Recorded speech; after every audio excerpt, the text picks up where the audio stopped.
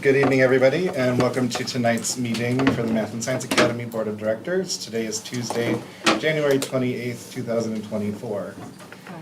5. That needs to be in the agenda. Amendment in the agenda. I call this meeting to order at 6 p.m. Reading of the vision, mission, and land acknowledgements by our students. Our vision is to be an innovative, sustainable model of academic excellence for all students that creates well-rounded, lifelong learners and global citizens. Our mission is that we provide accelerated and inclusive curricula and instruction in all subjects, with an emphasis on math and science. Our land acknowledgement is that we would like to acknowledge that the land on which we gather is the land of the Ochedi-Chakawi, the people of the Seven Council Fires, and the Wapikute. It is within MSA's responsibility as an academic institution to disseminate knowledge about Indigenous peoples and their history with this land. MSA works to build relationships with Native American students and families through academic pursuits and historical recognition. Thank you. Roll call of members. Wendell Slutton here. Isaac Leonardi. Here. Sarah Harms. Here. Tamara Brooks is absent tonight. Jules Kinkle. Here. Brian Linsmeyer. Here. Kari Kerner. Here. Dan Ellingson. Here. And Mary App. Here. We did receive an open forum. Thank you.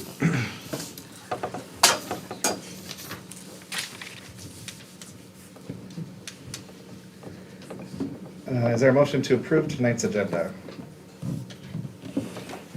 I will motion to approve the agenda. We need to amend the date. Yep, we will have a discussion. Is there a second? Discussion amendments, correct of the 2024 at the top of the date. I would like to request that we add item 11H, February retreat. Timing.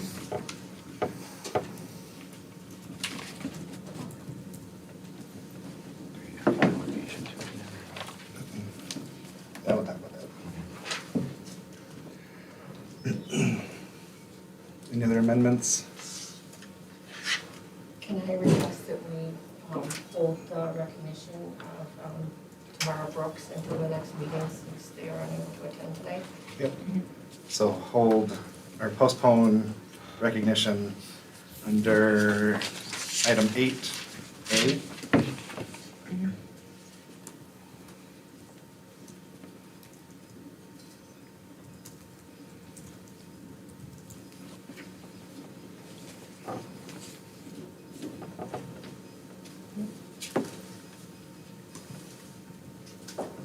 Any further discussion?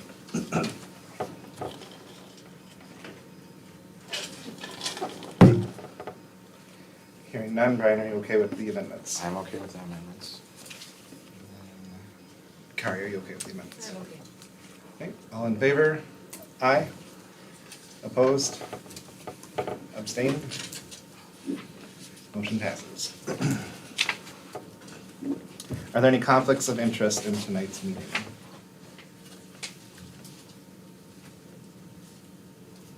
Hearing none, moving on.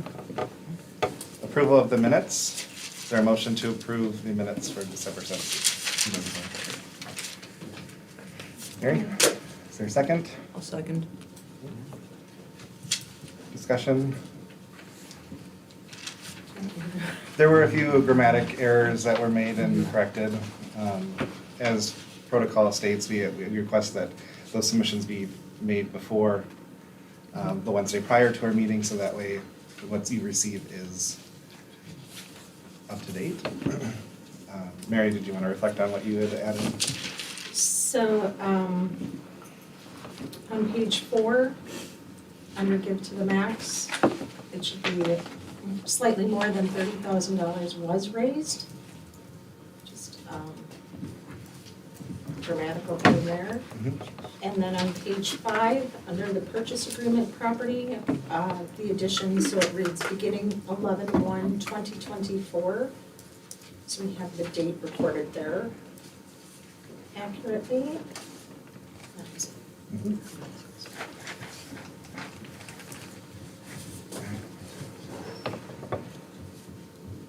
Any further discussion?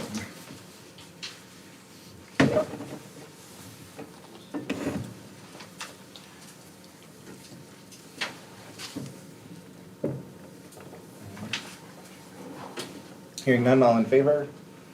Aye. Opposed? Abstain? Motion passes.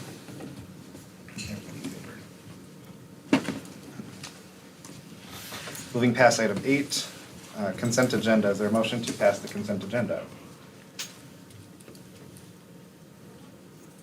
I motion to pass the consent agenda. Is there a second? I will second. All in favor? Aye. Opposed? Abstain? Motion passes. Moving on to item 10, board and administration reports. We'll start with our student reps. Okay, so the first thing I wanted to talk about was the PTO's field and skate day that happened yesterday. So basically on our students' day off, MSA's PTO hosted a field and skate day at the M Health Fairview Sports Center here in Woodbury. And students in all grades came to enjoy their day off and had a great time ice skating with friends, playing other sports because they had the indoor sports field rented out or something. And then I was not able to attend, but my sister went and I saw a lot of photos and it seemed like a great amount of fun, so. I know you teachers were here yesterday, but. And then on January 16th, MSA's intermediate and beginning band choir and orchestra had their winter concert, and it was an opportunity for our very musically talented students at MSA to showcase what they've been practicing all year so far. And yeah, being a part of these music activities takes a lot of hard work, so it's a great way to celebrate and support the students involved. And that opens to some. I just one thing, we had well over 350 parents in attendance that evening. It was very well participated. The I was next up, chaperoning, we took all the chairs from the whole first floor, and then still people were standing, so. Great. Next, I wanted to talk about HOSA. On January 8th, MSA's HOSA, or Future Health Professionals chapter, attended the Midwinter Conference. It was a fun day of activities, competition, and debate about various health sciences. And today they had a guest speaker. Her name was Sarah S. Green, and she's a licensed occupational therapist. Basically, she talked to students about what her job is like and what occupational therapy is all about, and it was a chance for students who are interested in health sciences and healthcare in general to learn about what their future could look like. And then student recognition. This one was a great accomplishment. 12th grader Idris Ahmad was awarded first place in the 4th Congressional District App Challenge. And if you're unaware, the Congressional District App Challenge is a competition where students attending school in Minnesota's 4th Congressional District could create a computer, web, or mobile app of their choosing. The goal of the program is to highlight the importance of computer science and coding knowledge. Idris basically made an app called Min Votes designed to help boost voter turnout among young people and make voting information more accessible to young people. And he was acknowledged and congratulated by Congresswoman Betty McCollum, who was impressed by the creativity and ingenuity of students across the district. And then lastly, I wanted to talk about Winter Formal, which happened on Saturday the 25th. It was hosted by MSA's Black Student Union, so Abby, our president, has what she wants to share. Yeah, as a president of Black Student Union, we have been preparing for this winter formal for the past year. We were really excited and we did a lot of preparation for it. On Saturday, we got here at 2 p.m. to set up until the dance at 7. So we were really excited and we put a lot of work into it. Miss Brooks, she went back and forth from Party City to make sure we got all the balloons we needed, and we really appreciated all the PTO, all the teachers, and all the admin that were able to help with that event. Something about that event though, we did have a low attendance, but I don't see that as a bad thing necessarily. I'm really proud that we were able to show what we as a club could do, and this is a great first step to show what BSU can do for the following years. Even though I'm going to graduate, I'm really glad that we were able to put BSU on the map and make sure not necessarily people underestimate the club, but just be more excited for our events in the future. So I'm really glad we were able to take that first step because we haven't really planned a dance like this before. So it was pretty daunting at first, but I'm glad we were able to do that for the first time. I also wanted to talk about, so like HOSA, but like the government version. Earlier in the month, I attended the Youth and Government Conference. So this is basically a conference where thousands of delegates, or 8th through 12th graders from all over Minnesota, stay at the Hilton Hotel from Thursday to Sunday in the first full week of January. This year we had a little over 1,400 students, so the turnout was really great. Half of us take buses daily to the Capitol, which I was a part of that group, and the other half stay at the hotel. So during the day, we do more like government activities. For example, the program area I'm in is National Issues Forum, so we just write proposals on national and international issues.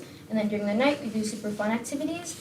The whole program is structured around state legislature, so we even have a governor and a lieutenant governor that we elect the year prior. And it's just a great way to learn about how the government works, how to network with other people, and just make new friends. I also want to talk about our elementary open house and our general open house that we had earlier this month. I was on a student panel for both events, so I just really wanted to point out all the work our admin and teachers did to put on that event, and also it was just really great to be on a panel with fellow great students here and just talk about how great MSA is. On January 20th, me and a couple other people from BSU and just also a couple other people from our school's community went down to the Ordway to celebrate Martin Luther King Day. One of my favorite parts from that day, we had 3 panelists. We had Dr. Retha Clark King. She's an American chemist. She's specifically a thermochemist and the former vice president of the General Mills Corporation. We also had Dr. Josie Robinson Johnson. And she's a community organizer and activist for African American rights. And we also had Dr. Stacy Stanley. She was recently selected as the preferred candidate for the next superintendent of St. Paul Public Schools. And I really valued this panel because we got to hear like a lot of insight on the experiences of these three intelligent Black women and what they were able to accomplish in their lifetimes, especially Dr. Retha Clark King. She shared that she's 84 years old and she also has a sister who's 86. And she shared her story about growing up in the Deep South and like the hardships that came with that. And she even talked about how her family were sharecroppers and her parents were illiterate and they didn't have like high school or middle school education, but how that shaped her to be like who she is today and how that pushed her to get where she is today, which is she's super successful. And also Dr. Stacy Stanley has a book called Leading While Female. My last thing that I want to talk about is the 1X that are coming up. I talked about this in my last student report as they were preparing and practicing for it, but now they are this weekend. So Math and Science Academy's Drama Department will present Growing Pains of the stories of growing up in 3 acts. These are student-directed 1Acts, and they are Friday, January 31st, and Saturday, February 1st at 7 p.m. They've been working super hard the last couple of months, and we are so excited to see all of the hard work they put in. I don't know if you want to add anything, Mr. Sletton. It's not my department anymore. Oh. Well, yeah, we're super excited to see what they have to show. So Yep.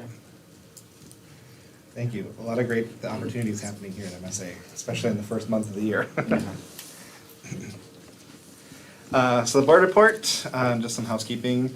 Remember that, well, to help with procedures, I would like to note that the minutes for every meeting will be in the board folder at the first of every month. So that is your opportunity as board members to go and back and review. We did receive a couple of grammatical things that needed to change over the weekend. We'd like to have that done by the Wednesday before, so that way the packet that you're getting is the materials that are corrected. So please make sure to do that. The other thing is if you have questions on policies that are within the consent agenda, please make sure to reach out to Jules as the chair of that committee, and so that way we can properly go through the channels in that sense. At our work session 2 weeks ago, we invited Bruce Sorensen to come in to speak on our bonding. For the community, Bruce Sorensen switched companies. He was with Bard and went to Hilltop. And there's actually some great benefits to this transition. It's a very smooth transition. We will be getting support on both sides from Baird and Hilltop. And both companies will be working together at the same fee, splitting their fee costs. We wanted to ensure that we were working with Bruce Sorensen because Bruce has been a huge advocate for our bonding and has been a great asset to our expansion team. Dan or Kate, do you want to add to that?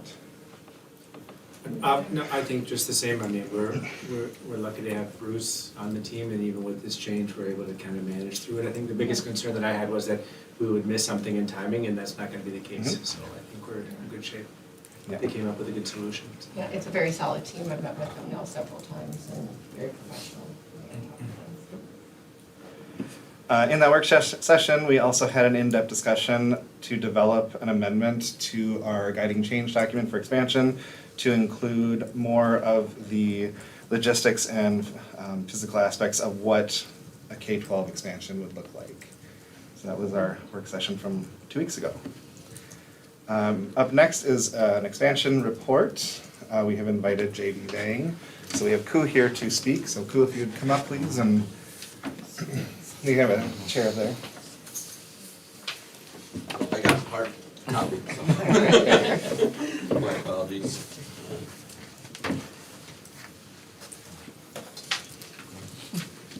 Go ahead and take one, pass around. Put one here if you guys want.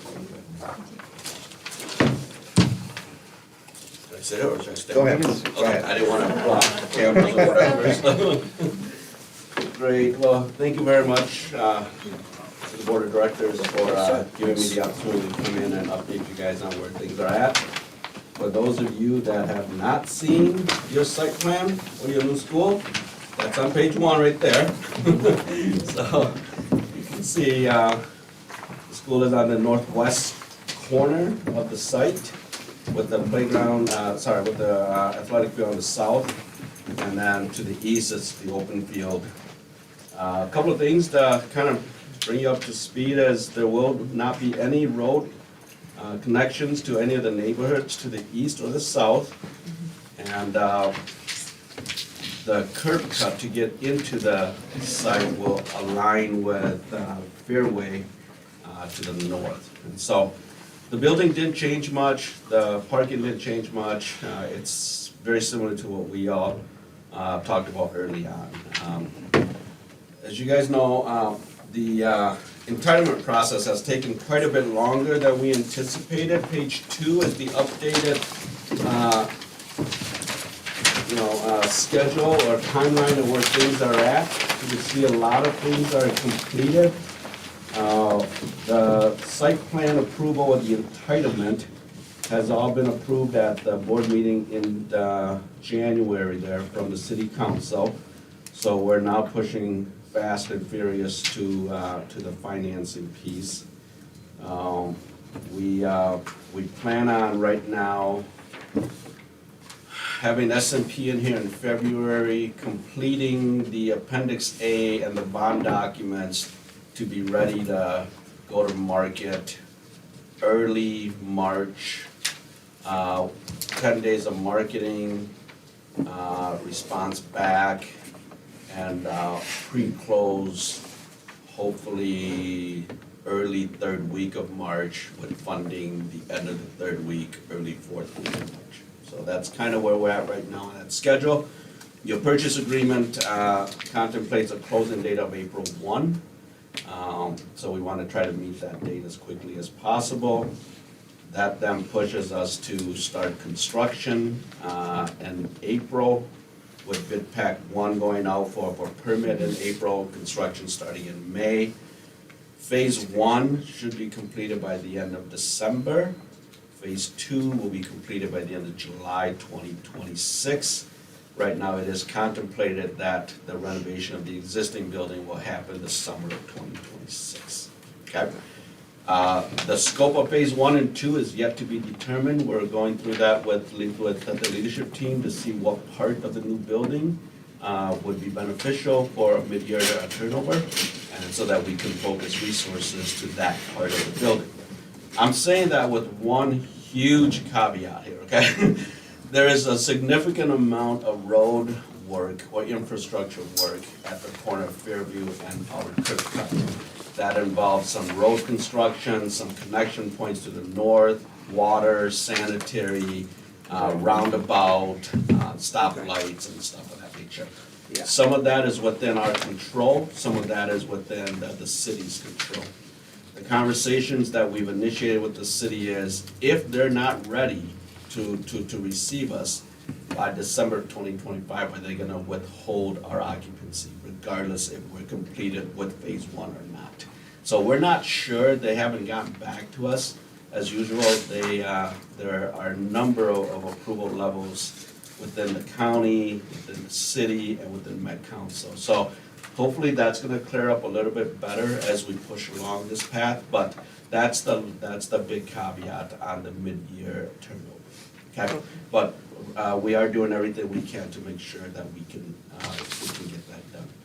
Between now and the end of March, it's gonna be fast and furious for our board chair, Dr. Hinton, because it will be a couple meetings and signings and stuff of that nature, but we have a good team with Craig Kepler and Bruce Sorensen, as you guys mentioned, along with bond counsel from the city, and the city has been very helpful, and so hopefully we could push all that through and get it done.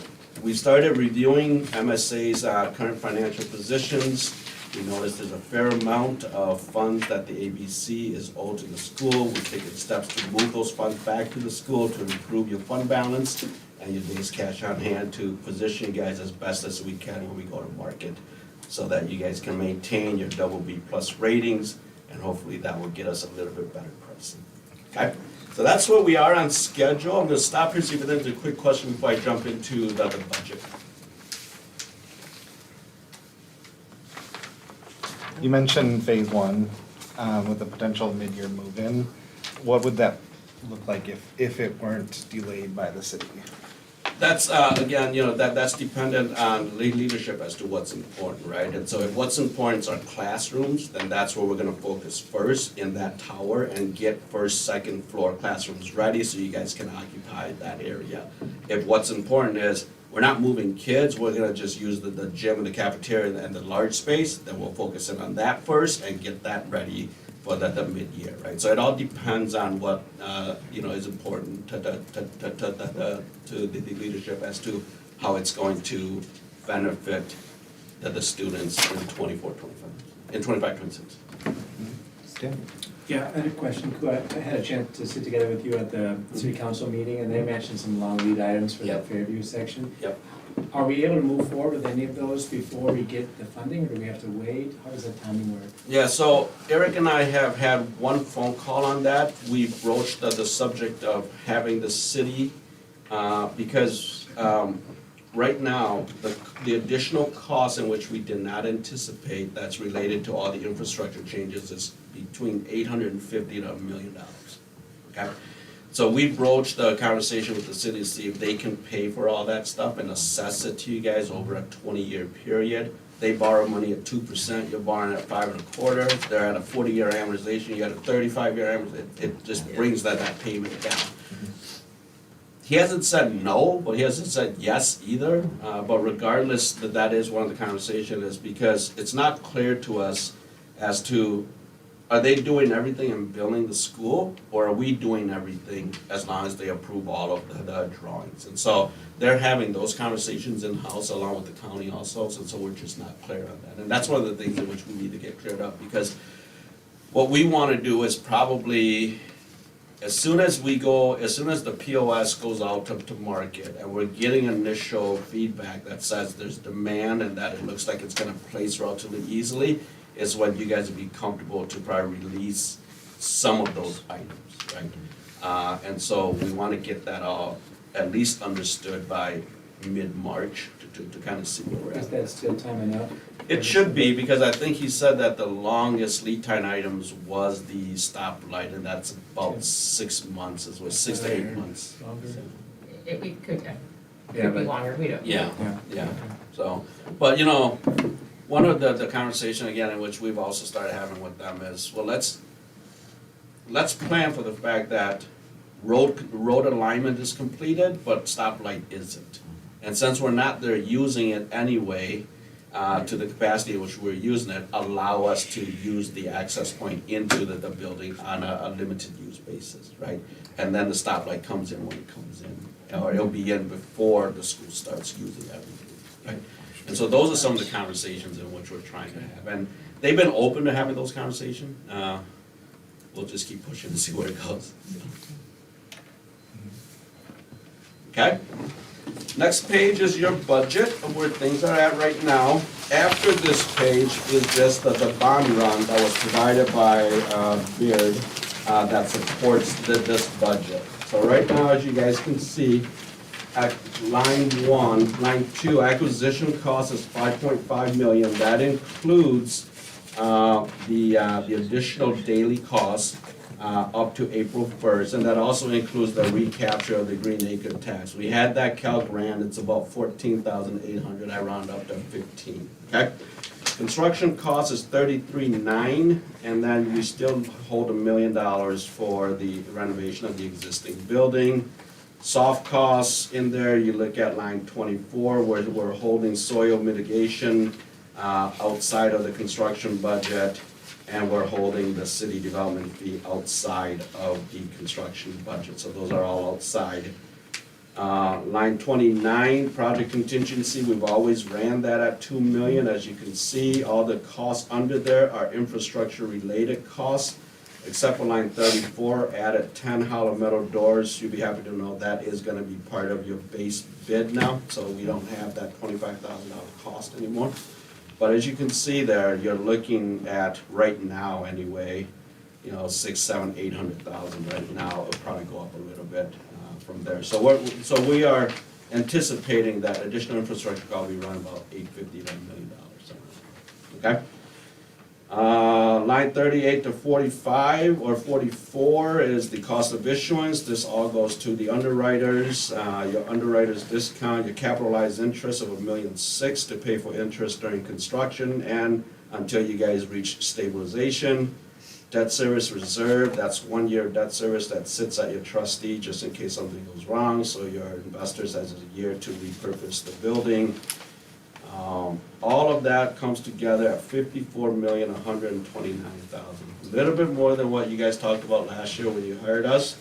I think a lot of that we like to take credit for, but we won't. It's the market, it's the interest going down. So interest is holding stable. It seems to have gone down a couple basis points, so hopefully it keeps on going down a little bit more. Bruce and I talked, and we might take your bond resolution the maximum amount up to 60 million, because once the resolution is passed at the city, we cannot go back and ask for more. We can always bond for less. So we're gonna probably take that up to 60 million just in case interest goes down and you guys might want to borrow a little bit more now, okay? That all puts debt service at about 3.9 million. Max lease aid or max rent is 3.3 million.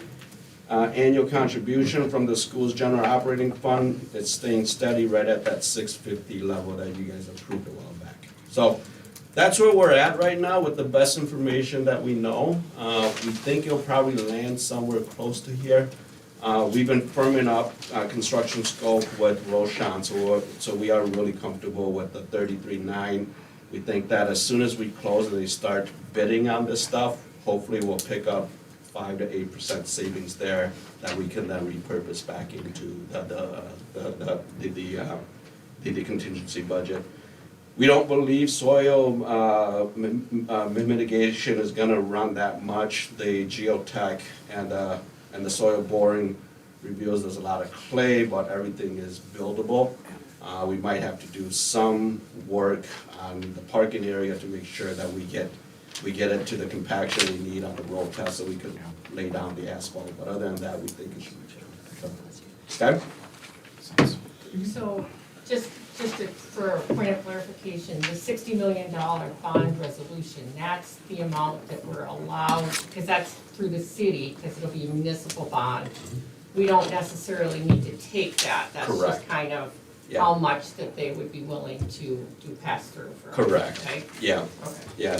Because if we don't say 60 and we say 54,129 and rates goes down another 10 basis points, you could actually borrow 56. it gives you the opportunity to borrow the 56 if you want, but if we say 54, you can't borrow the 56 anymore, regardless of where rates go, so, Okay, yeah. So so that isn't how much we're gonna borrow, it that's isn't. how much we You could could if borrow, yeah. interest rates fell considerably. Yep. Okay. So barring anything catastrophic in the next month and a half, hopefully things will stay stable and we can bring this home, so. Any questions? Current, I have one. Yeah, go ahead. With the current political climate, do you anticipate influxes in a lot of the construction costs and whatnot? I really don't. A lot of the stuff in which you guys are looking for is stuff that is manufactured here locally anyway, all of our precast and stuff of that nature. We're doing concrete floors, concrete is local. The only thing that we're anticipating that might have a little bit of a concern is structural steel. But that has always been hard because of what's happening in Ukraine and stuff of that nature, because a lot of the pig iron that comes out of that area, so it makes it really difficult, which is the base mineral for structural steel. And so, but I think a lot of that has been passed through the systems already. We haven't seen any price increases in wood in a while. You guys don't use a lot of wood in this one. Gypsum board, there seems to be a good supply of it. Hopefully it doesn't run out by the time this gets done and tariff on China goes on, but it seems to, I don't anticipate seeing anything large that would impact it. So, we're not in the year of labor negotiations, so the union contract isn't up yet, so hopefully that'll change things there. Maybe to that end, what percentage of this building cost would be imported? Just so we know, like, cost of 34 million.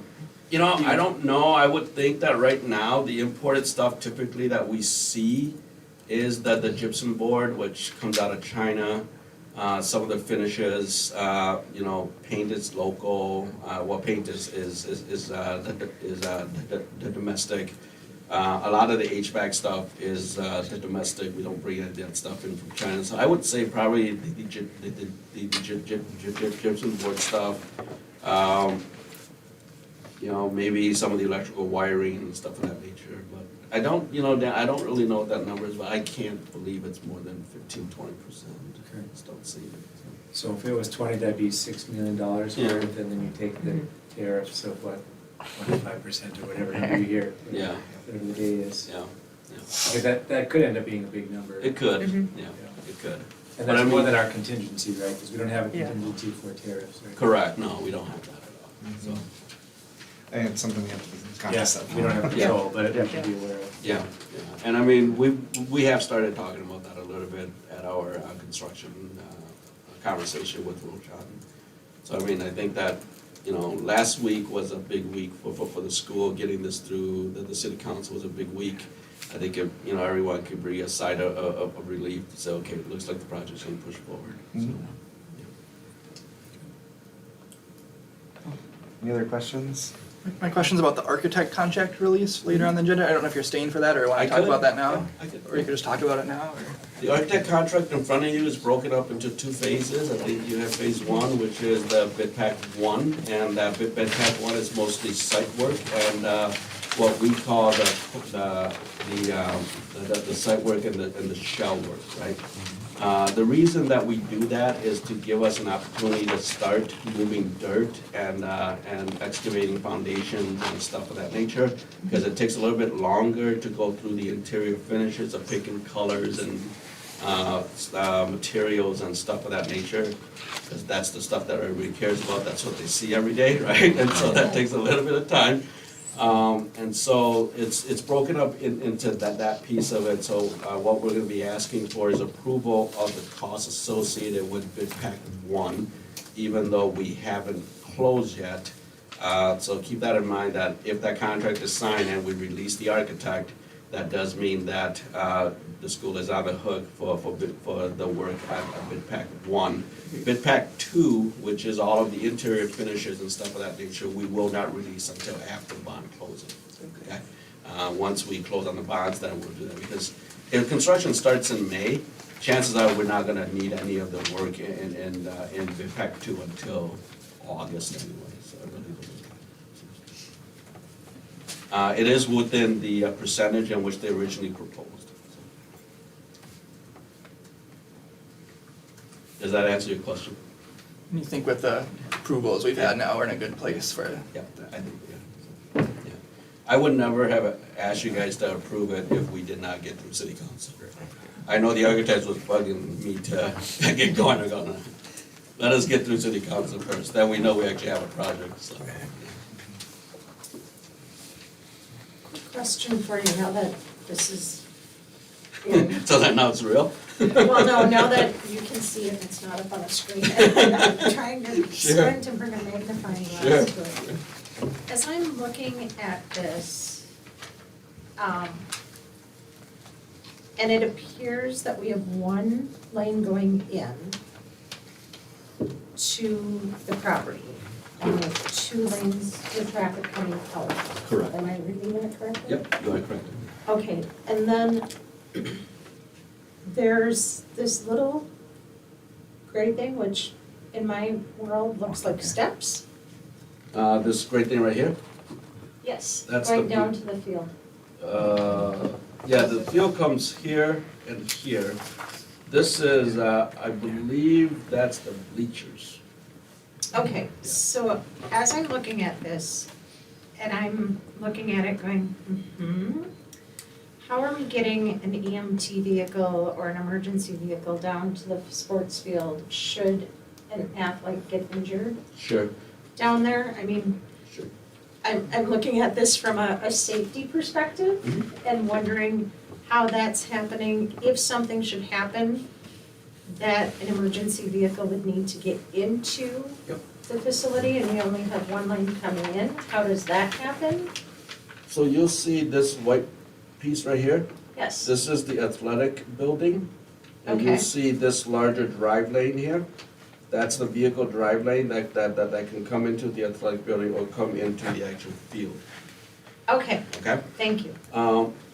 You are correct, there's one lane coming in, there's 2 lanes leaving. On the 2 exit lane, one is going straight up to Fairway and the other is going eastbound. So there is no westbound turn out of your property here, okay? I don't believe there is. I would assume that if it's an emergency, they're gonna get in however they get in, right? So, or is there an arrow there, my eyes? There is an arrow There there. is? Okay, okay, so I was wrong on that. Probably with the traffic light. And I would Yep. assume too with the light, Yeah. there's gonna be an indicator that as soon Yeah. as it comes through. Yeah, I mean, it's all gonna of these sense lights it. are gonna Yep. be on these autocon, Yeah. a system where emergency vehicles, police officers, and everybody else can control these lights as they come on, so. I'm just looking at the way we queue up out here, both Yep. before school and after school, but Yep. if there's an emergency vehicle that needs to come in, we're Yep. all kind of screwed. Yep. Because there's just not room. Yeah. And there are some other items, and I know that we haven't talked to the leadership yet, but Raphael and I are talking a little bit about reevaluating the parking towards the west a little bit, and seeing if there's an opportunity to make that flow a little bit better, without changing any of the site plan here, because this is what's approved, and so we just have to kind of move some stuff around there. I sent him some pictures of Oakland Junior High, where my son goes to school, and they have a very tight site, and their circulation pattern works really well. And so he's gonna be evaluating that, and it does have a lot of the similarity into our pattern here also. And so we'll see if we can make this a lot more user-friendly and still give people the flexibility or the ability to get out of line and get out of there without having to be stuck in there for 45 minutes or whatever the amount of time in which they're stuck in there, so. My other question about safety and security is, my brother's community just went through a building similar to this kind of a thing. And what kind of consultation have we done with like Woodbury's police department regarding security of the building and everything? Because if you think about it, one of the biggest threats to our children right now is violence at school. And have we consulted with any security officers, with any of our police force or the SWAT team about making sure that our students inside are safe and secure? And we're doing everything possible there. We have not officially reached out to the local police forces to have them review this plan with us yet. And we will, and we could absolutely do that. The building footprint and the asphalt parking and that stuff is set in stone now because it's approved, but there's everything on the inside and access point and stuff of that nature that we can definitely still change, right? And so we just haven't reached out because we didn't know if this was gonna get approved, or if they're gonna move it 8 feet the other way, or 10 feet up or 10 feet down. So I mean, if that is something in which the school would like us to, we definitely reach out to the community service officers, sit down with them and go through this with them, from the interior layouts to classroom layouts and stuff of that nature, so that they can have a much better feel for if there's things we can do. And part of our regular practice as a school is we work with the Woodbury Police Yep. Department to make sure, so that's something that we do Yep. regardless of whether or not there's construction, just Yep. to make sure that all of our procedures Yep. and, emergency threat type issues are in up to speed, and that we know what to do to get them in the event of an emergency. You know, from a building perspective, I mean, the interior of the building, and I did not bring the interior spaces here, but we are very cognizant of the fact that point of entry needs to be limited. They need to be in controlled areas. They need to have staff, sight line and stuff of that nature. So all that has been taken into consideration on the front door coming in, making sure that people don't have access to the rest of the building until they've gone through some sort of check area. And so those have all been taken into consideration. There is a limitless list of things you can do to these buildings. It just all comes down to cost. And unfortunately, we are where we are, but that doesn't mean we don't do anything, right? That means we should do what is most cost effective and the high point of risk and kind of move on from there, so. And those are all things in which we can chat through with the security guys as they're coming through with our low voltage, with our camera placements, with our access controls and stuff like that.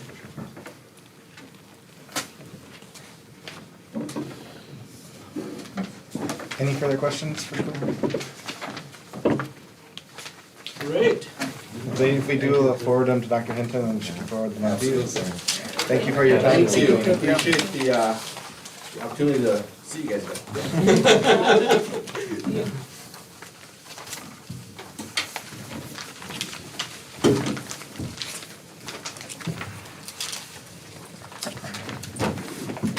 All right. Moving on to 10D, the ED report from Dr. Hinton. Okay, so I want to start out with a look at numbers for next year. We have the lottery's coming up on February 14th. And, as we all know, we are full right now. We will be more full next year as we wait for our new building to be ready. So what this document has, if there's extra, you can community. These are our applications. So the first column is our applications as of noon today.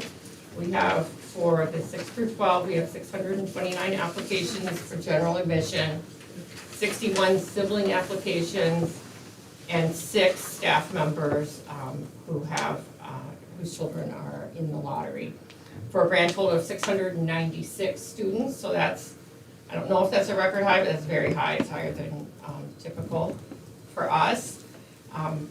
With the expected space that we'll have in the building, the numbers are what I would request that is approved is that we continue with our same enrollment, and we will go up because of the matriculation of the students who are currently in 11th grade. There's 39 more of them than in 12th grade. So I have, the second to the last column is the students that we expect to be selected in the lottery. With some attrition, we'll have to go through and kind of figure out how many slots we'll have. We're just starting to gather data on who's not returning. So far, that number is very low. So we have to be really careful this year not to over-accept, because we're already gonna be very full. So, with that, we expect that we'll select 96 sixth graders, bring in about 30 additional ninth graders. That's with an assumption that we'll lose 5 or 6. And just a couple in each of the other grades due to attrition and normal family changes. We're looking at a wait list for next year projected at about 561 students. So last year, our wait list was about 350, a little less than 350 at the time of the lottery. So we are up this year for our secondary applications. And our lottery, what is that in, I think it's under item 11A. We just have a set targeted enrollment of 764, which is 39 more than we currently have. The vast majority of those students will likely be in PSEO because the growth is coming in 12th grade only, so that will probably result in about 15 to 20 more students on campus at any given time, which, any more students on campus at this time is full, but I think it's manageable in most classes to be able to just go up just that little bit, and we wouldn't be adding students to that group, but keeping that group together. Does anybody have any questions about the lottery at this point? This past fall, how far down did we get on the wait list? It depends on the grade. Yeah. And it gets not confusing, but it's complicated because people still continue to join the wait list after the lottery. But it does depend on the grade. I mean, there's still a very long wait list in middle school, in ninth grade. High school, if we don't have the students there on the first day, they tend to get settled and not transfer mid-year, get an opening. We still have been able to fill all of our openings, but we do work our way through the high school wait list pretty long. Question, I'm curious, just in like, say, grade 8, when you have 2 spots, you're picking up 3 kids who are siblings or staff students. Is that an even ratio? I mean, is that an even balance, whether you're sibling or your staff child? No, so Who gets first siblings, so it's all controlled by statute. Siblings always get in first. They get in by lottery unless there's, Yep. if there are more than the number of slots. So, at this point, it's potential that we could have a wait list, a sibling wait list in 7th grade, because there are 4. Depending on how many slots we expect that there'll be. I'm estimating 2, I don't know though. So it goes sibling, staff, general. Yeah, so siblings, then staff, then general.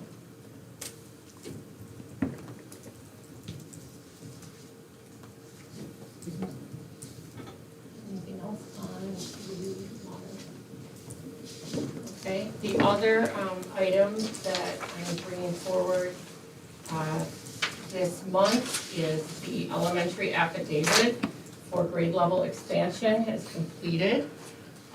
You've all seen it, you've had access to it.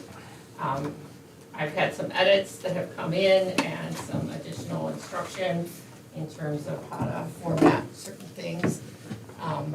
So that is completed.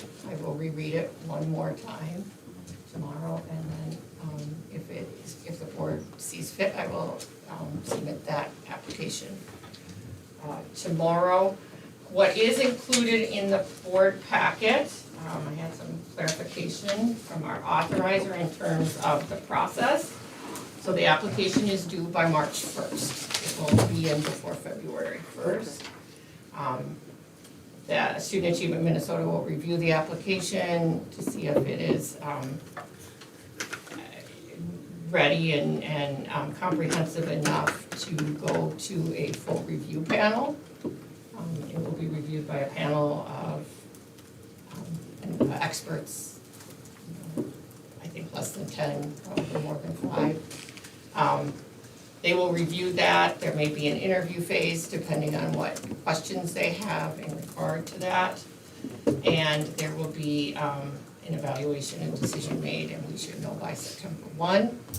Following that, provided it's successful, the affidavit will be submitted to the state by October 1 for enrollment to begin in the fall of '26. Okay.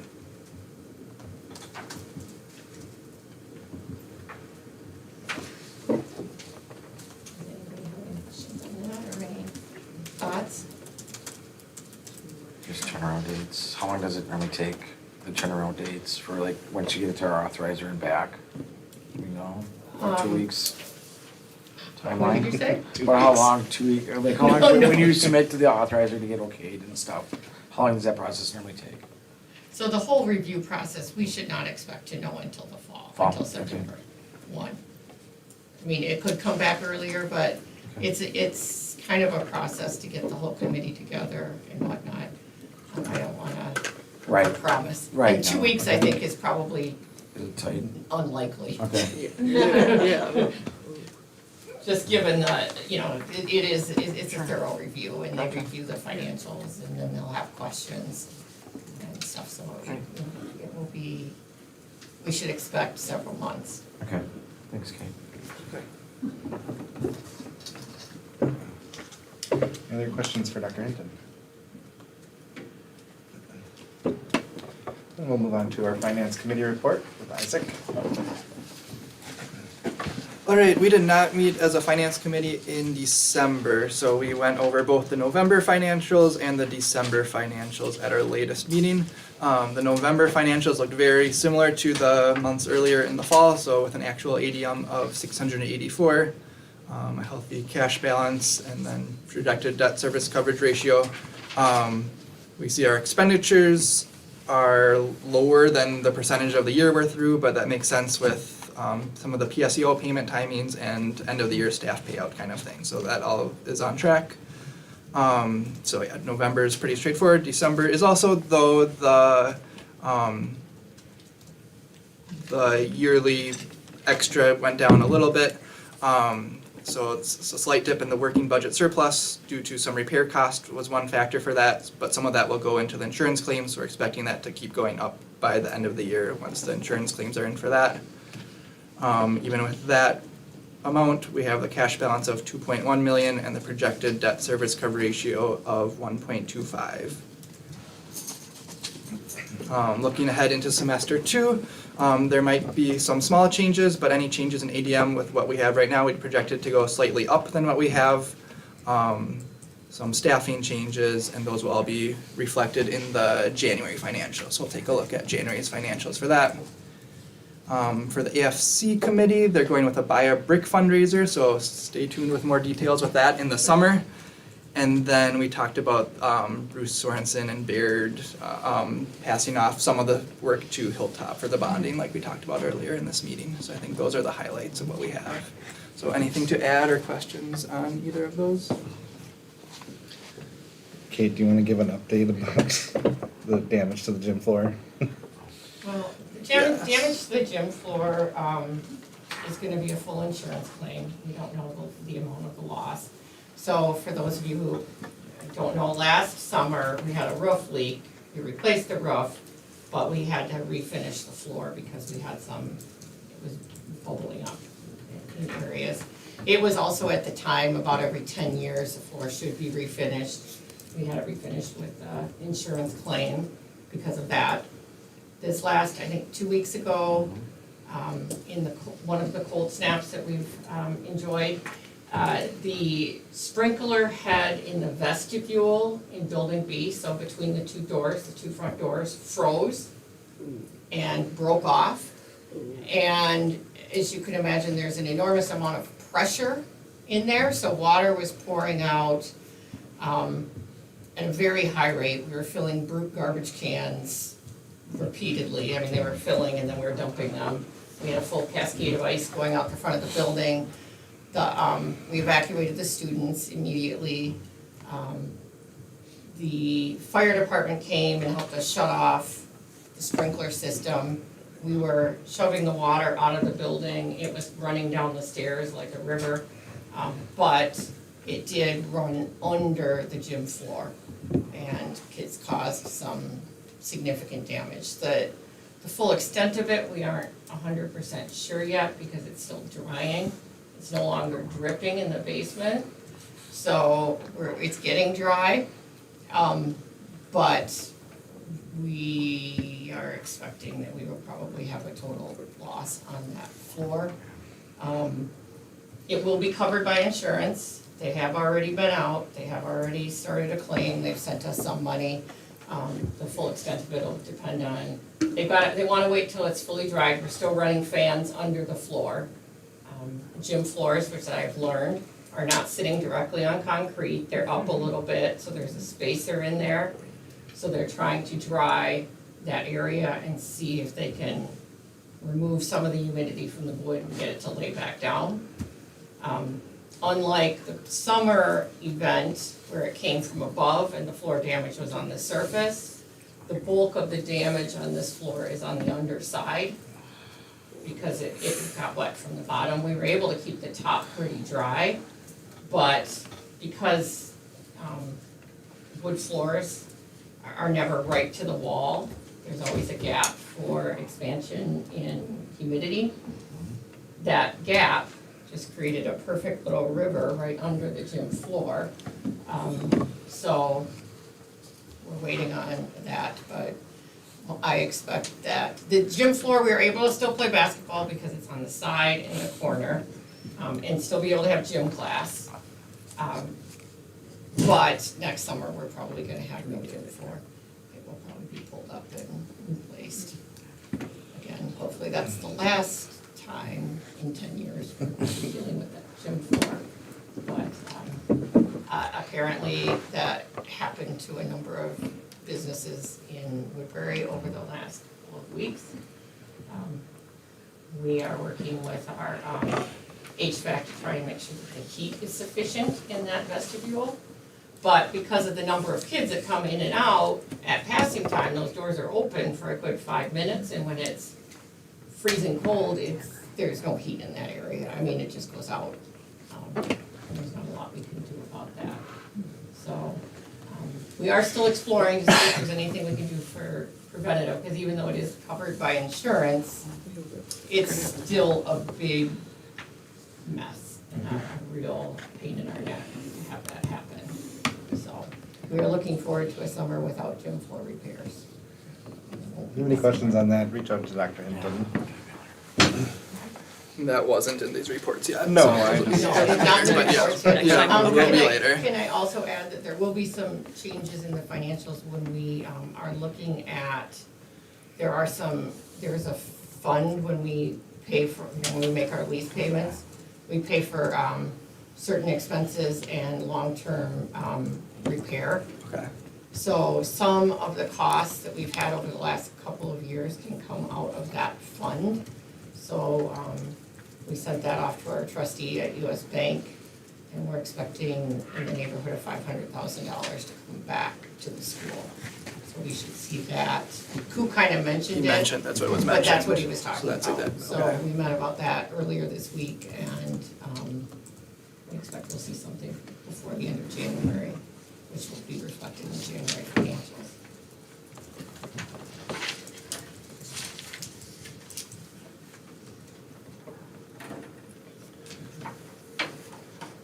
Isaac, why don't you take them month by month? One at a time. So first I move to approve the November financials. Is there a second?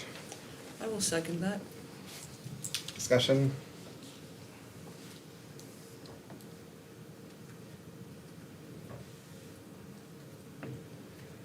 Let's call for discussion. All in favor? Aye. Opposed? Abstain? Motion passes. December, I move to approve the December financials. is there a second? I can second. Discussion? Second call. All in favor? Aye. Opposed? Abstain? Motion passes. Thank you, Isaac. Are there any questions on the governance committee minutes, meeting minutes?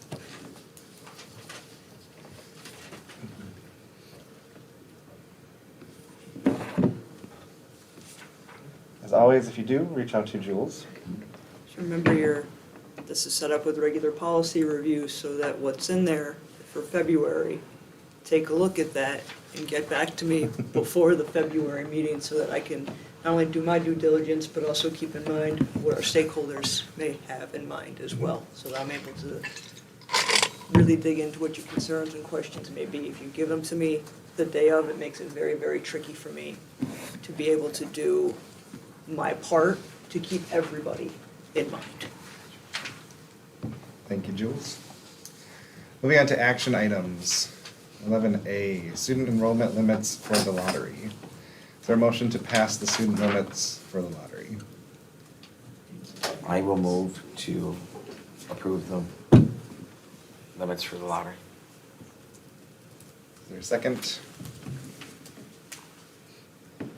I'll second that. Open for discussion. Mary? Two questions. First off, what percentage of 11th and 12th graders last year and this year have historically been full-time and part-time PE? We'll get that number back to you. I mean, I could guess, but I'd rather give you Okay. the actual number. I mean, I know we've changed, so we're doing percentages now. And while we have a larger junior class this year, next year senior class, I'm just concerned, I mean, we're already packed to the gills in these buildings. The second point to that is, last year the board approved, I believe it was 710 for the lottery last year. And we went up this year. I guess my personal hesitation right now is, okay, if we approve 710, we went to 725 and we're cramped. I'm a little hesitant in looking to approve 764 unless that is a hard and fast number that we will absolutely not go above that number. We're gonna have to stay at that number because I just don't know where we will put anybody else. Well, we weren't sure where we were gonna put 725 this year, so that's my only hesitation and concern.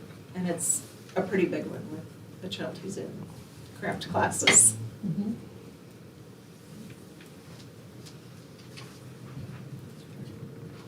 I guess looking at it another way, I mean, you mentioned the 40 from 11th grade are following through to 12th, right? So we're off by 40.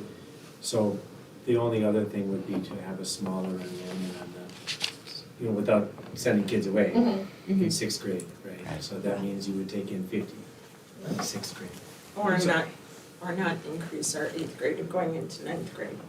Because right now we've got 28, I think, 20. Okay, that's 30. 38 to 9th grade goes up to. So my only concern with that then is then we have to try and make that up later.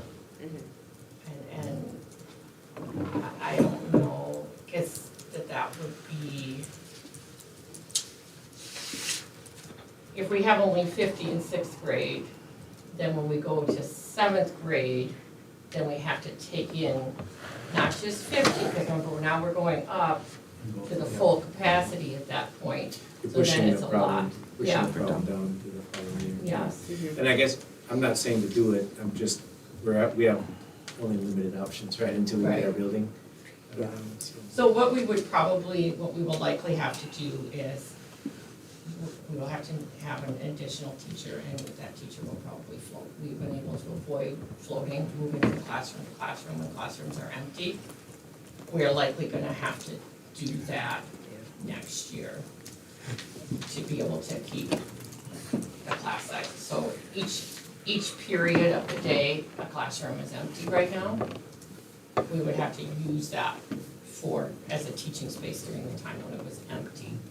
For one more year or Yeah, till we move for one more maybe year. half of next year. Yeah, and so MSA has done that in the past when we were waiting on buildings, various buildings. It's difficult.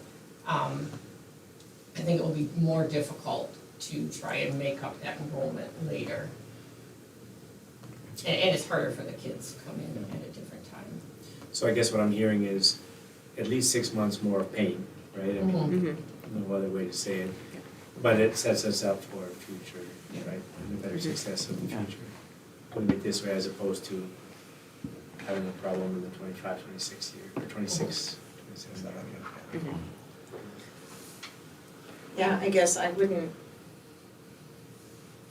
I'm not suggesting we limit our sixth grade. I just don't know if it's wise to add that many ninth graders for next year. And I guess what I'd like to ask is I'd like to ask the teachers at the board table tonight, what are your classrooms like? You're in them, I'm not. I just know what my students say. You're asking the wrong person because I I love was gonna large say, camp classes. I was gonna say, you other than the Yeah, Phi-Ed teachers have the largest classrooms in, so I guess I'm looking at Sarah and Isaac. What does potentially more kids in your classes look For the like? students as well. And the students that are at the board table as well. Can I help frame that question though, because we're not looking Yes. to increase the number of kids in their classes. We're The number of gonna- kids in the hallways and. Right, the class sizes are not gonna go up. It's gonna be a matter of where the classes will be taught. Yeah, I'm already kicked out of my room during my prep time for health room that's in there. And I did it last year too. I mean, I don't know, ideally I'd have prepped my own room, but it's something, again, I'm willing to sacrifice. Like, I get it, we were out of space. I'll do my part to help that. Like, I don't really need an entire classroom to sit and stare at my computer. I can do that anywhere. So, it, yes, is a little inconvenient at times, but I don't know, there's an end in sight. So, it's not a huge deal breaker for me at least. and I would add that administration has been very conscious about the classrooms that do need that prep time to set the classes. So our science rooms are not being utilized because lab spaces need to be set up. So they were very conscious of that. But I know. I don't want to speak for everyone, but from my experience, it's kind of like certain times of the day in my classes or in the halls, things are too crowded, but then a lot of the times everything's fine. So unless someone's unlucky and like every part of their day is too much, I think most people are able to deal with an hour or two that's kind of overcrowded in the hall or in a classroom. And the rest of it, I still have some really small classes. So just looking at the numbers, I don't see as much of an issue with adding the 12th grade numbers from last year to this year because of the students' SEO patterns from the past. I do have a class where my teacher does have to move from class to class every hour, and I understand that we have to do that, but one thing that's kind of difficult is when I need to find her during other hours, or if I need to find help just like early on in the day, it's my last hour.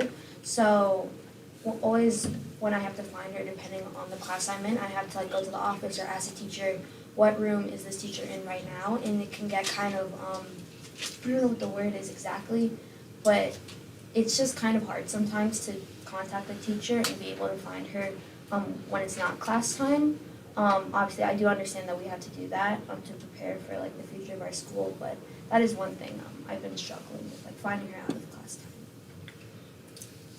I don't have any classes or teachers where my teachers are moving around from hour to hour. Abby definitely brings up a great point. I can see how that would be really difficult or at least kind of challenging, but yeah, I don't have that experience. I can't really speak on it. Abby, is it helpful that you can contact your teachers via, just messaging? Oh yeah, but yeah, that is helpful, but sometimes I would Right. rather just ask in Face-to-face person, things. but yeah.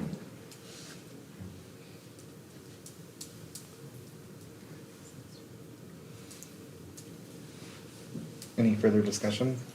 I mean, my biggest thing is, it looks like the biggest growth is in 12th grade is where we'd see it, and I think we talked about PSEO to try to get some of those students off the campus during three portions of the day. Every other class size really isn't going. 9th grade, 3 more students than what we had this year, 4 more in 10th. And a little bit of less in the 11th grade. So there's a little bit of balance, I think, going on, problem solving, obviously for the students. Smaller classes, I think is good, trying to find, I can understand that frustration. It's almost like we should have a board, this is where they are and this is where they are going. But I appreciate you guys bearing the storm until hopefully a better grounds. So I don't, with the hopes, I mean, and again, sometimes you gotta cut back a little bit to move forward, so. Okay. In the past, to get from the 8th to 9th grade numbers, you must add, I mean, there must be a significant addition going to 9th grade to start with. So it's not a new Historically, practice. that's where we've been Yeah, adding kids. This is is the the 4th year of Yeah. growing the 9th grade, and So that was it's- something we started 4 years ago Mhm. with the, expansion. It's taken longer than we had hoped, but it's easy, it's hard to add kids further along in high school. So, I would be hesitant to cut 9th grade, because in that class, that will be a situation where that class would be very small for all 4 years. We'll never make that up in terms of size, or if we are, then we're gonna be out chasing kids, and that's not always And what's the best scenario. what's the goal number when you get high school with the new building? Like, what? The total class size, or grade level Yeah, size, yeah. will be 225, I think. For every grade or for high school too? That's my perspective of this 12th grade growth is, we're already gonna be offering courses for those students regardless of whether or not they're on campus or PSEO. So we're not pushing anybody off campus. Right. Those rooms are already there, those class sizes are probably significantly smaller than most, so there is space for them within those classes that we already offer. But that was in a small class field at the Mhm. same time, okay. You're looking at 50 more, what does that translate to in terms of lease aid and funding and such? That's something we have to consider with this too. It's 39 more students.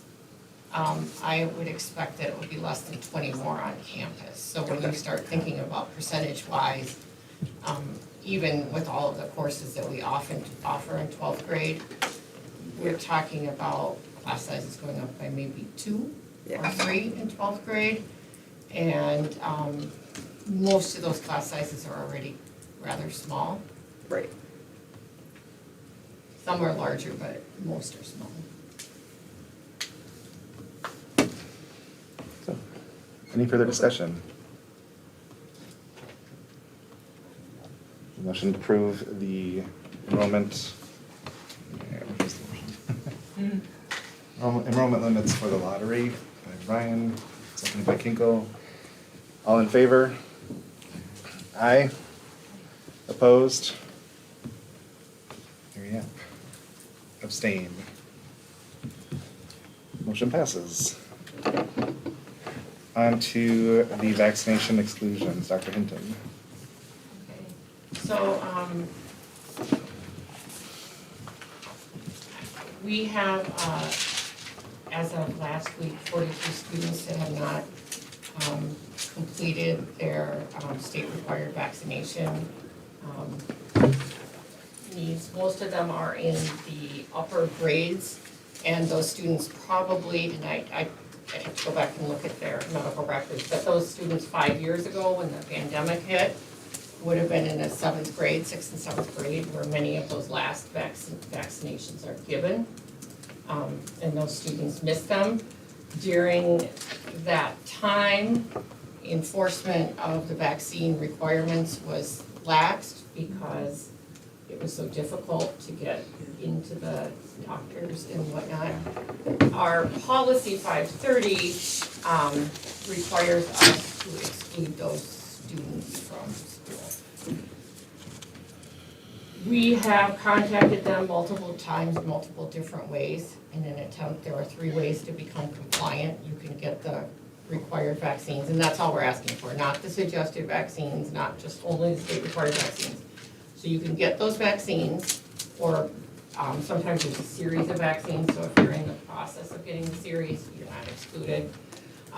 You can have a note from your physician that says that you are immune, because some people are immune to some infections because they've had them or whatnot.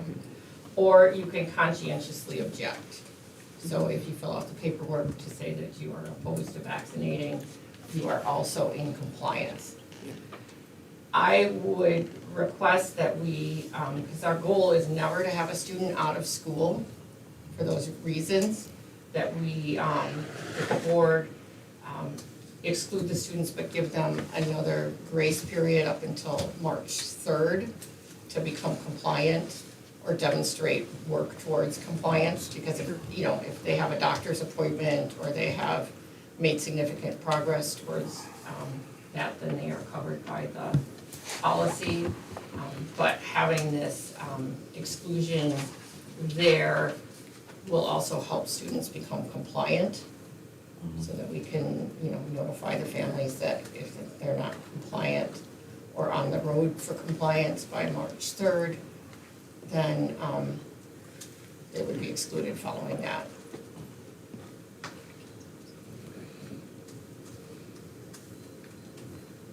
So is there a motion to, So the motion that I would request is that we exclude these 43 students with a waiting period up until March 3rd before that exclusion becomes effective, so that students have additional time to become compliant.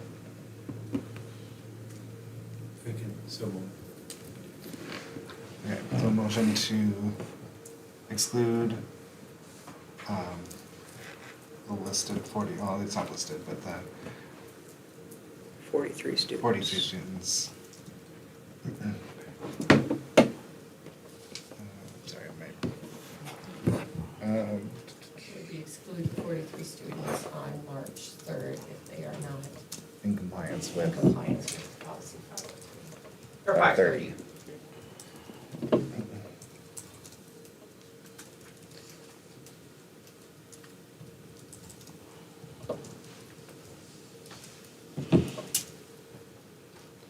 You said these families have all been contacted? Yes, throughout multiple times, but Do we need a second? Well, we need a second, yes. Dan motioned. Is there a second? Mary? Now we'll open it for discussion. Thank you. Kari? They've all, so everyone's been contacted, numerous, contact has been made, which is not Mhm. And so I understand what you said, but where does this school sit in relation to the Minnesota Department of Health? Are we required to police this, or does the Minnesota Department of Health, you know, expect everyone to follow this? Because we have our policy, I understand. right, but that's Mhm. the state law too. Our policy is reflecting the state law, which is these students need to be vaccinated or have this. Conscientious objection. Okay. Correct. So there's an option for them if they don't If they want choose to not be to, yeah. vaccinated. Yeah. So we're not saying you're out, it's, you have this option to. And our goal is Yeah. never to exclude a Yes. student.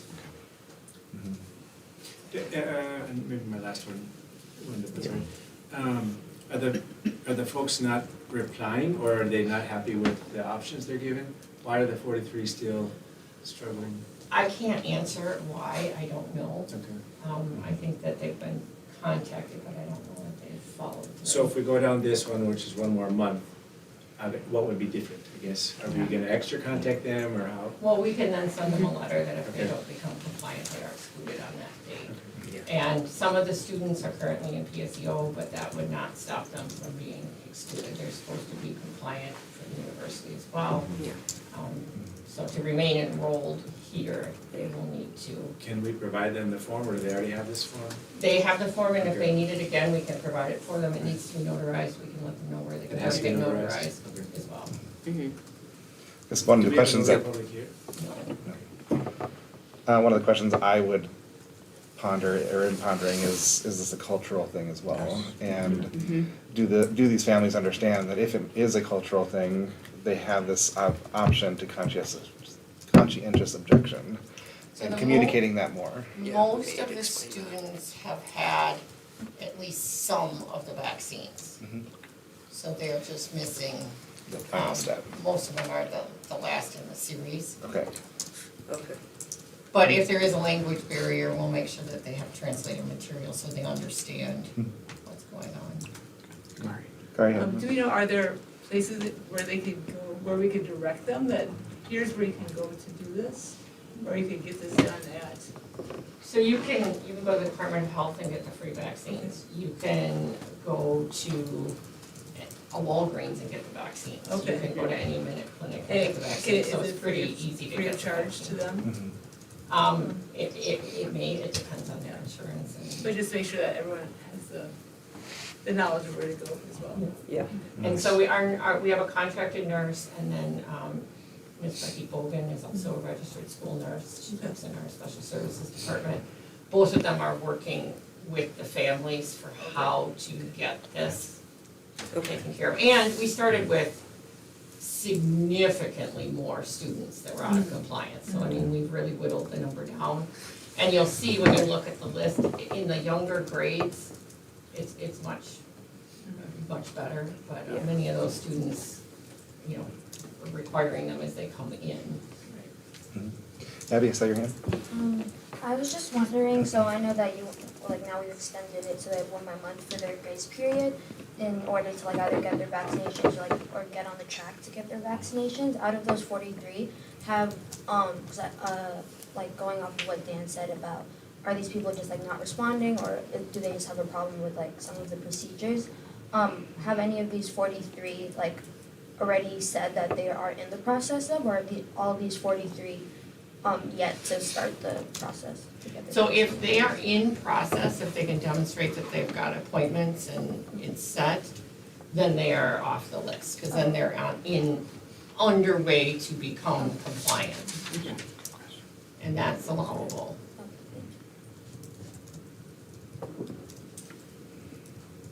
Mary? Do we know, 18 of those students are, 18, potentially 26 of those students are possible PSEO. Do we know what number of those 26 are PSEO students? That they're just okay, I'm full-time PSEO for the juniors and seniors, and they kind of forget to drop off their form or fax it in or whatever. Is it a possibility that they could literally take a screenshot of their My Chart and send it in? I don't know, I'm trying to figure out how can we make this as easy as possible for them to become compliant? There's a state database of all vaccines that you have, so we've checked the database. So when you get vaccinated, it goes into the Department of Health database. So we've also gone through that and determined that they haven't, because a number of students were compliant but didn't have any paperwork in. That's part of what took some of the time, was to make sure that they had the paperwork in. And being full-time PSEO does not eliminate the requirement. And it's actually a requirement for the college too. That being said, where it's a requirement for the college, when we send those letters out, if they are PSEO students, can we let them know? What is our responsibility to let the college know that we disenrolled them from Math and Science Academy because they're not compliant? Is it possible to let them know that they would potentially be disenrolled from their PSEO program? They would be unenrolled from the school. We can't notify the college of their, we have to be careful how much data we share, because that's their medical records and whatnot. But if they're not a student here, we're not paying their tuition, which means they get dropped from their classes. This is not what we want to do. We will work really hard to prevent No, it's not, but I'm thinking it might that. push the urgent button a little bit further with those PSEO kids. Yeah, so I don't know the percentage, I haven't gone through and looked and seen the percentage. I am hopeful that we will get everybody compliant one way or another prior to exclusion. Yeah, it's very evident that the board is wanting that communication to be very clear. Mhm. That's the direction we're giving to you, Dr. Hinton. Any further discussion by the board?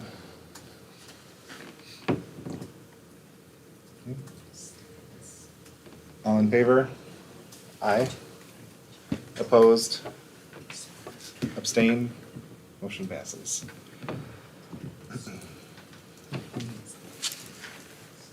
Climate survey. Who would like to take lead on this one? Dr. Hinton? Mine would just be basic. There it is. Yeah. Yeah, I think it's- So why don't you make a motion to, Oh, I'm like, it's And then we'll open the self-explanatory, but discussion. yes. Okay, move to approve the climate surveys. is there a second? Second. Okay. Discussion? Do we have to do 3 separate ones where they're listed as 3 separate agenda items? Just point of clarification on that. Technically, we don't have to. You can request that they be. Yes. I just want to make sure it's evident But if in the there's, minutes. yeah, but if there's a point of clarification within a certain survey, we can discuss that now.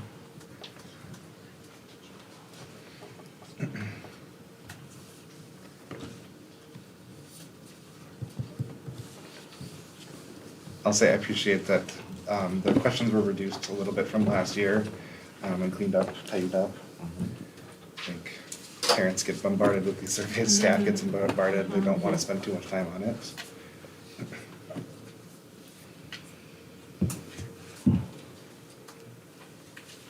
I guess I have a quick question, and I know this was a point of conversation a year ago, was because of the response rate of our surveys, especially with the parent surveys coming back in, is there a effort being made to make sure that it is in native languages to our non-English speaking parents? And is there an effort being made to make it more accessible for parents to access? I know some people had difficulties accessing it with Skyward and so forth. So I don't So know, what I'm efforts just are being asking those made? questions. What efforts are being made for accessibility? So it goes out in a translatable form.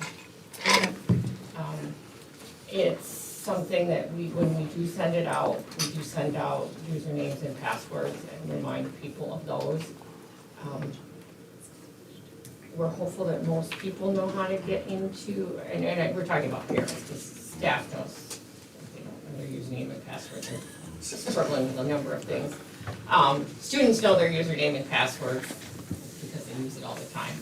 Parents, we want them to know their username and password because that's how they can check on their students' grades and any number of things, so we continue to work with them on that. It's a good opportunity as we're sending it out and sending the reminders to get them to call the school and figure out how to get in, because we really want to connect with them on that process, and we can reset usernames. Sometimes people have changed their passwords, or reset their passwords, they've changed their passwords and they don't recall what they are, so when we send out the password, we're sending out the password that was assigned to them randomly, but that's no longer the password because they changed it and they don't know what it is, so we're able to reset for them.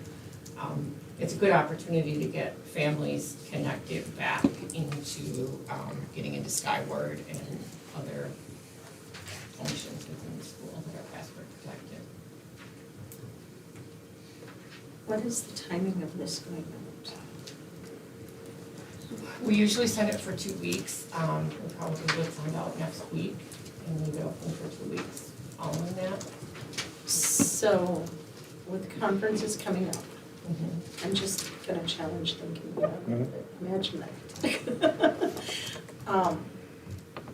Would it make sense to time it so that it's out and open over conferences so that people, so A, there could be a reminder on everybody's whiteboards, remember to do your survey, or here's the QR code, kind of a thing. And then have somebody that could help people with passwords as we're signing in if they were just completely lost and. I really like that idea. We're really making a real concerted effort to get everybody in, particularly the parents that we haven't seen yet. Yep. We've actually allotted time for teachers to call them and get them in, so I think that's a great idea. We typically have somebody from the office staff, and those are the people that help with the resets. They're on site, so they can help with that process. I'm just I think thinking that's- sometimes that might be one other way, one other touch point. And we can time it so that the last conference is on the 20th, that we open it up on the 6th, so that's 2 weeks. Mhm.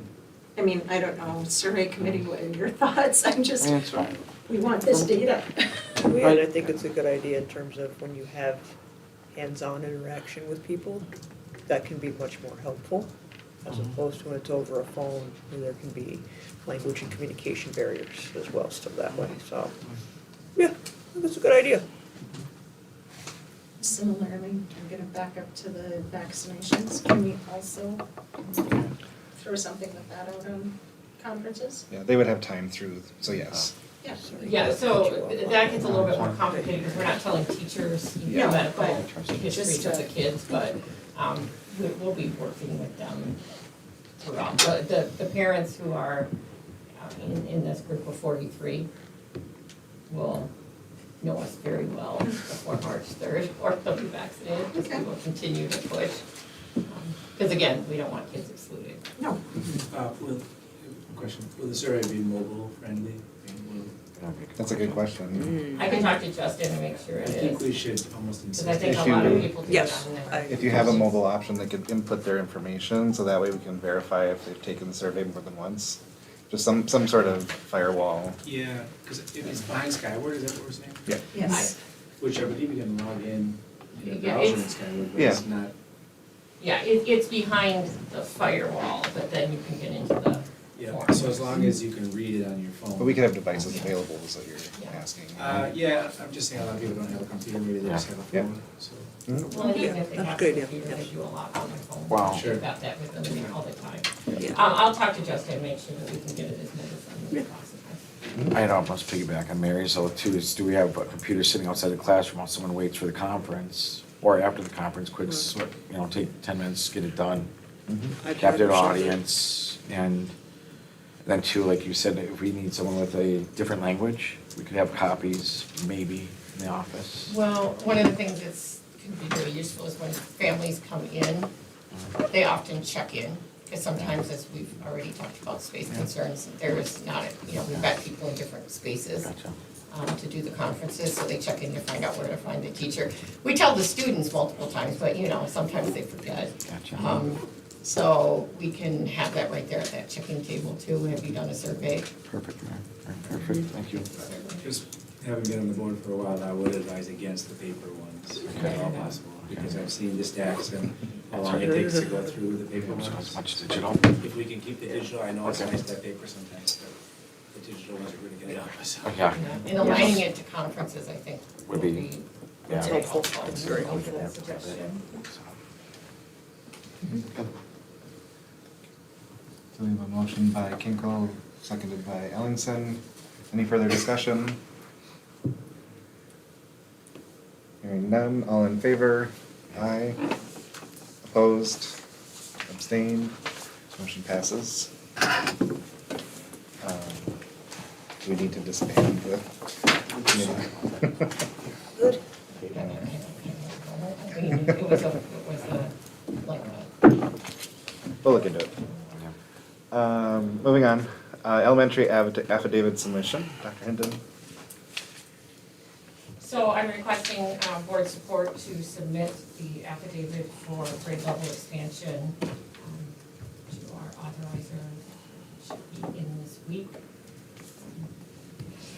I will probably add the new bond run and then we'll be ready, because I have the old bond run in there right now. Okay. So is there a motion to submit an elementary affidavit submission? Right? Yeah, it's a grade level expansion. Grade level expansion. I will motion to submit the grade level expansion affidavit. Okay. Is there a second? I will second it. Discussion, now we're not submitting what was given to us. Dr. Hinton said she's gonna read through it again. We're just granting her the authority to submit Right, I the mean, grade level it's, expansion. what you see right now is Yeah. gonna be very close to it. Mhm. I'll download it and, Yep, Dan? Just one comment for the board to be aware of, so we're going down this path assuming you have an elementary school. Mhm. But the timing is different, we talked a little bit about it at one of the expansion meetings, which is the approval for the expansion is gonna come much later after we've already gone down this path. Yeah. So it's just a watch out for us, I mean, we have to, but I'm not saying we have concerns, but it is a watch out that approval will come after we've already 6 months into building the building, so. I'm not saying we need a backup plan, but it's just something to think about, is we need to make sure that we get the elementary plan approved so that our current plan can go forward. right? Mhm. Does that make sense? That does.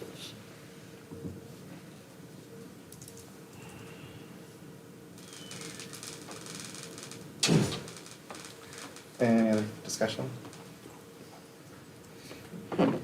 All in favor? Aye. Opposed? Abstain? Motion passes. Bonding engagement, as I stated earlier, with Bruce moving from Baird to Hilltop, we need to pass a bonding engagement to work with both companies, or Hilltop, sorry. and if I may, it's a confirmation. Confirmation. Of the engagement. Okay. Because I've signed it Yeah. already, but I want the board to continue with I will move Okay. that we sign the Engagement. confirmation, or that we approve the confirmation for the bonding engagement. Is there a second? I will second that. I suppose I should state with Hilltop and Baird jointly.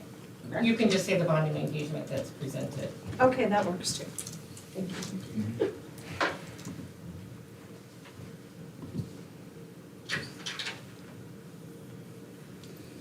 Any discussion? Sorry. Hearing none. I'll call for second.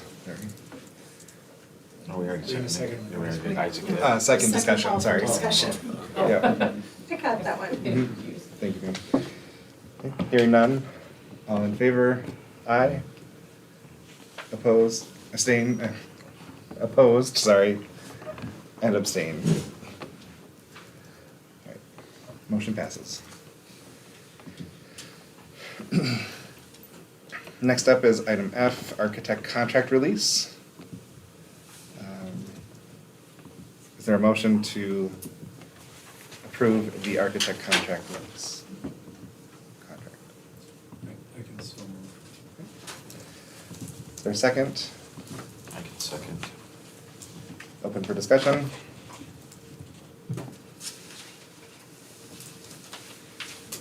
Again, I'd like to thank JB Bank for coming tonight and presenting. It's always good to hear from him. Yes. Yeah, we really benefited from his expertise, and we haven't done this one time, so it's nice. Yeah, yeah. Any further discussion? Hearing none, all in favor? Aye. Opposed? Abstain? Motion passes. Item G, forming the election committee. With the election coming up, we're looking for 3 candidates to run or lead our, form our election committee. Stipulation is you cannot be rerunning to be part of this committee, or running to be part of the committee. Sorry, you volunteer? I volunteer. Mary? Volunteer. I was on that last year with you. Mhm. Yeah, I still have the email So Sarah? connected, so. So Kari, Mary, and Sarah? Yeah. We have all the documents from last time, so with some notes on what to move forward with this year. We'll have a parent, a teacher, and a community seat open. Yeah.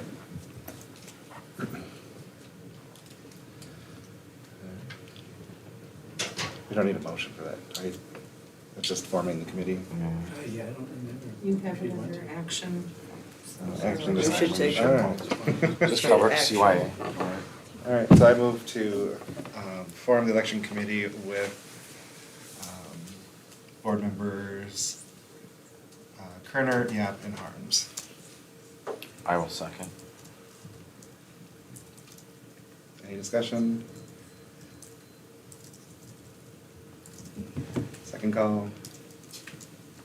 Talked a lot, but anything we need to change, or just ask, because I thought it went okay last time. Mhm. So Last year was but now's good. the time to talk about it as a board. Yeah. Is there anything that we need to do different? I know the only thing was the numbers were not as high as we'd like. So that'll be my only advice, is what can we do to help get those numbers up higher? To that point, I would say bring it to conferences as well. I mean, we will know at least somewhat of the timeframe by And then. one of the things that we recommended and became an action item out of our SB audit was to do a candidate forum. So, I think we should probably do that. Yeah. So there is a process though outlined somewhere. Yeah. Yeah, we've got a Yep. process, yeah. Will the forum be optional, or is it like, or if they don't go, they won't be able to run? Good question. The candidate forum, Yeah, do the candidates have to go to it, is that the question? yeah, cause like I know just like forums I've like been a part of in the past, some are optional, some aren't, so I was just Mhm. wondering. I don't know that we would require, I don't know, the committee would have to Okay. decide, but it would just be an opportunity for people. Put a name with the face. Put a name with the face and talk for a few minutes. That feels more right, like an opportunity versus a Yeah. requirement. Yep. Yeah. Yeah. And I don't envision it, the committee would have to decide, but it wouldn't be a debate, it would be more like, yeah. Prepared yeah, questions couple and then. Questions. yeah. to answer. Coffee with a candidate.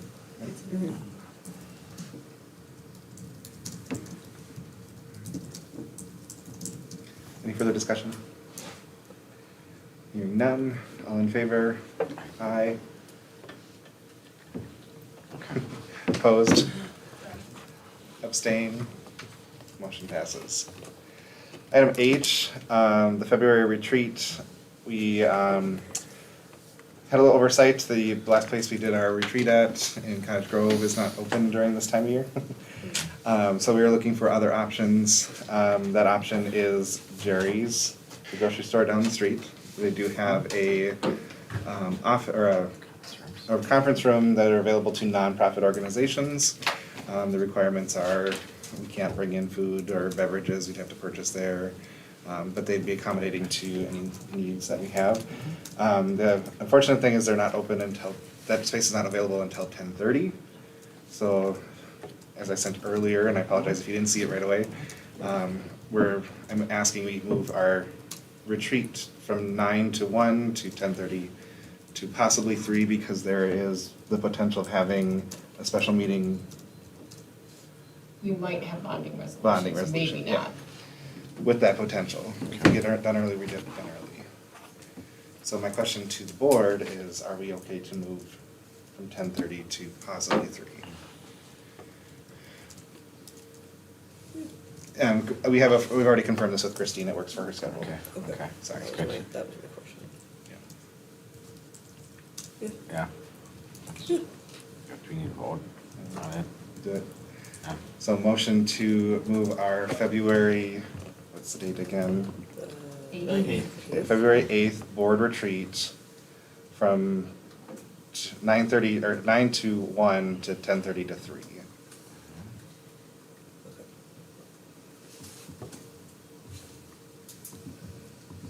Is there a second I can second. discussion?